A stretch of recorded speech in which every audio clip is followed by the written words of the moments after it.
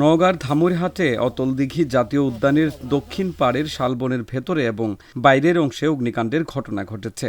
এ সময় শালবনের ভেতরে শুকনো লতাপাতা, বেতের গাছসহ প্রায় ৪০টি শালগাছ পুড়ে গেছে। ২৩ এপ্রিল দুপুর ২টার সময় বনে গিয়ে দেখা গেছে এমন চিত্র। স্থানীয়রা জানিয়েছেন, শালবনের ভেতরে বেশ কিছু এলাকা জুড়ে দফায় দফায় অগ্নিশিখা এবং কালো ধোঁয়ার কুণ্ডলি উঠতে দেখেছেন তারা। এরপর বন বিট অফিসার, ফায়ার সার্ভিসের কর্মরত অফিসারদের অগ্নিকাণ্ডের ঘটনাটি জানান। দর্শনার্থীর আগমন এবং একজন এক সমাজ থেকে আগত, তারা বিভিন্নভাবে আসক্ত।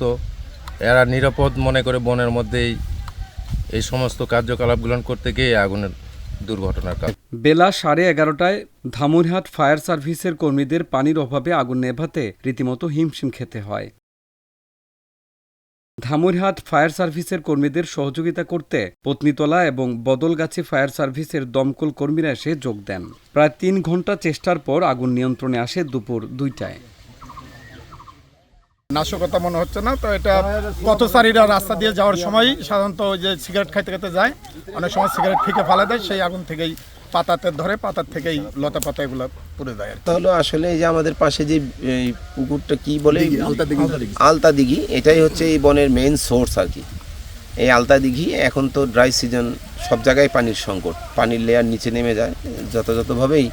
আলতা দিঘির নিচে কোনো পানি নেই, আলতা দিঘিতে কোনো পানি নেই। তা আমাদের এই পানিটার জন্য বেগ পেতে হয় এবং আগুনের নির্বাপনের বিষয়টা একটু সময়ক্ষেপণ হয়ে যায়।